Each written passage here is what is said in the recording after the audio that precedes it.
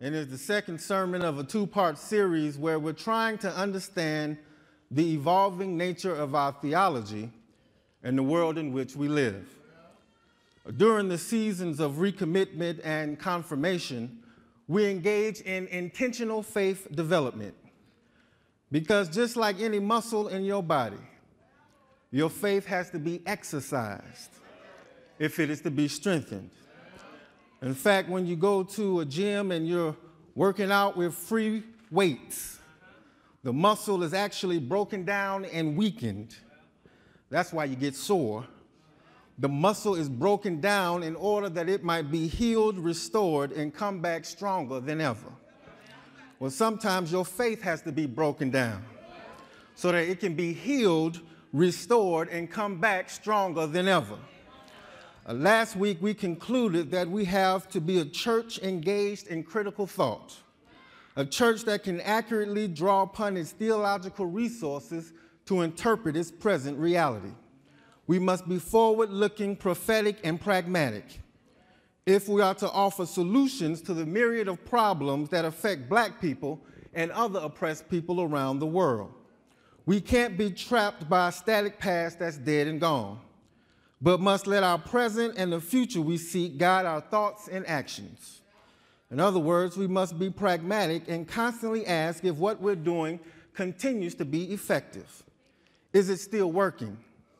Or does it need to be changed, altered, or even eliminated? This means we must constantly examine, scrutinize, and test our faith. But this is an inherently uncomfortable position to be in, because we've come to expect permanence and static conceptions of truth in church. We expect the church to be the same yesterday, today, and forever. But when you come into this church, you don't have that luxury, because our founder taught us that if theology is pragmatic, it must evolve as the world around us evolves.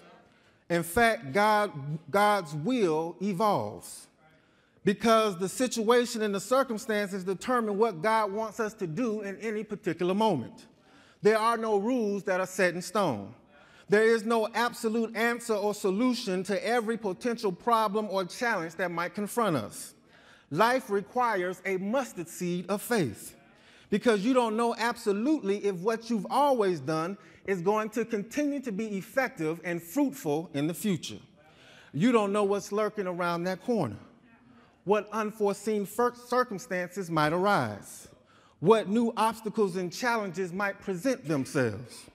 We can never know what the future holds. There's an element of mystery to life. That's why life requires faith. And so we must examine and constantly put our faith to the test. My sermon topic for today is, who is my neighbor? Overcoming the Levite mentality. Who is my neighbor? Who is my neighbor?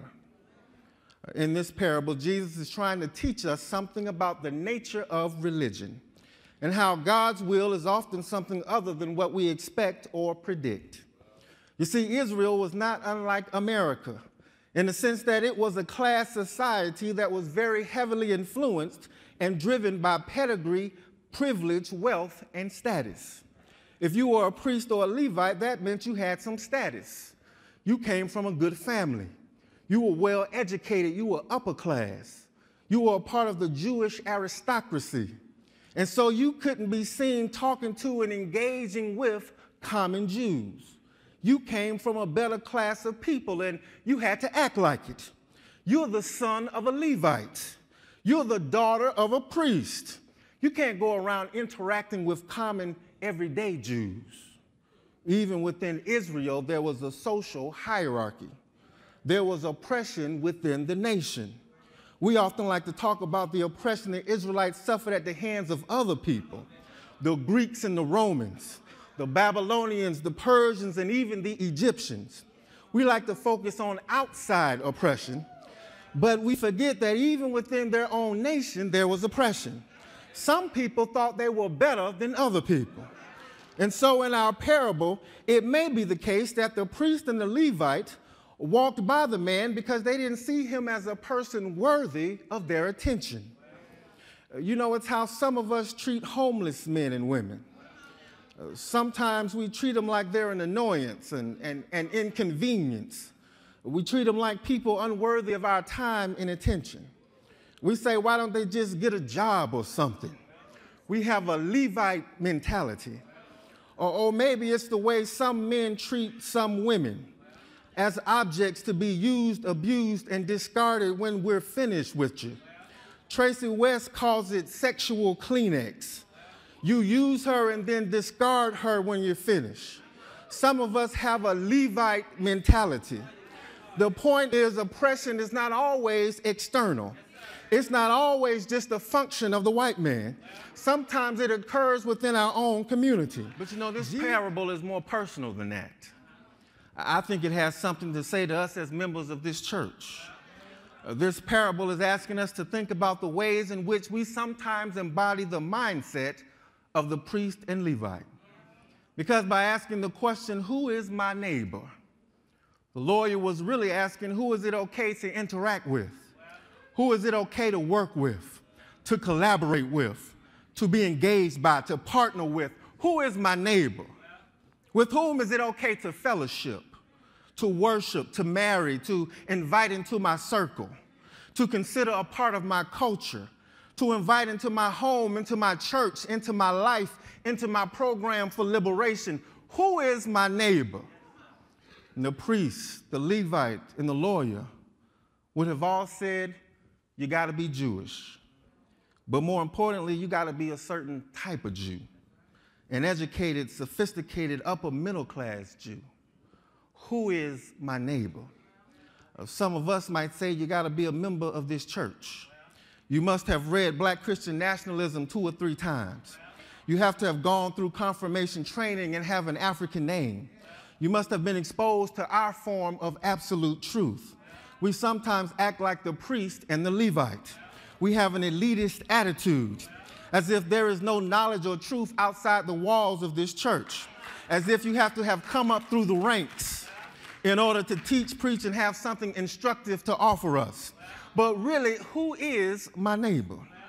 We tend to think that our founder, Jaramogi, was off somewhere by himself and got all of his insight and knowledge directly from God, like there was a pipeline from God to Jaramogi. We forget that he was being engaged by and engaged in the world. He was responding to the circumstances occurring around him. He was making theology relevant to the radical racial upheaval that was happening in the streets of Detroit in 1967.